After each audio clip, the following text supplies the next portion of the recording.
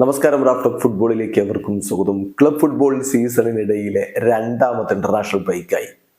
ഇപ്പൊ യൂറോപ്പിൽ ഇത്തവണത്തെ ഗോൾഡൻ ബൂട്ട് പോരാട്ടം വളരെ ശക്തമായിരിക്കും എന്നുള്ളതിന്റെ എല്ലാ സൂചനകളും ലഭിച്ചു കഴിഞ്ഞു. ഹാലൻഡും ലെവൻഡോസ്കിയും ഒക്കെ കട്ടക്കാണ്. ഇപ്പോൾ ഇന്റർനാഷണൽ ബ്രേക്കിലേക്ക് പോകുമ്പോൾ ടോപ്പ് 5 ലീഗിലെ തലപ്പത്തിരിക്കുന്നവർ ആരൊക്കെയാണെന്ന് നോക്കാം. ക്ലബ്ബുകളിൽ ഒന്നാം സ്ഥാനത്ത് ലിവർപൂൾ ആണ് പ്രീമിയർ ലീഗിൽ ഉള്ളതെങ്കിൽ ഇറ്റാലിയൻ സീരിയയിൽ നാപ്പോളി ഒന്നാമത് നിൽക്കുന്നു. ലാലിഗയിൽ FC ബാഴ്സലോണ ഒന്നാമതാണ്.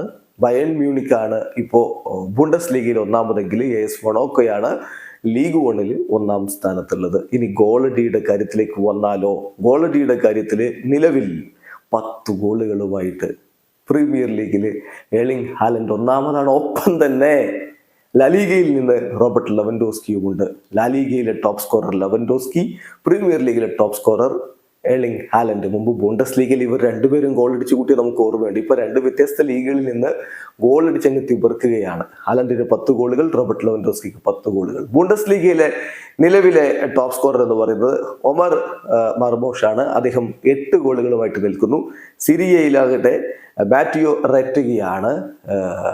ഇറ്റാലിയൻ താരം, അർജന്റീനയിൽ ജനിച്ച് പിന്നെ ഇറ്റലിക്ക് വേണ്ടി കളിക്കാൻ തീരുമാനിച്ച മാറ്റിയോ റെറ്റഗി 7 ഗോളുകളുമായിട്ട് സീരിയയിൽ ഒന്നാം സ്ഥാനത്ത് നിൽക്കുന്നു. ലീഗ് 1 ബ്രാഡ്ലി ബർക്കോള മിന്നും പ്രകടനം നടത്തുകയാണ്. 6 ഗോളുകളുമായിട്ട് അദ്ദേഹം അവിടെ ഒന്നാം സ്ഥാനത്ത് നിൽക്കുന്നു. എന്തായാലും ഇത്തവണത്തെ ഗോൾഡൻ ബൂട്ട് പോരാട്ടം അത് കനത്തതായിരിക്കും.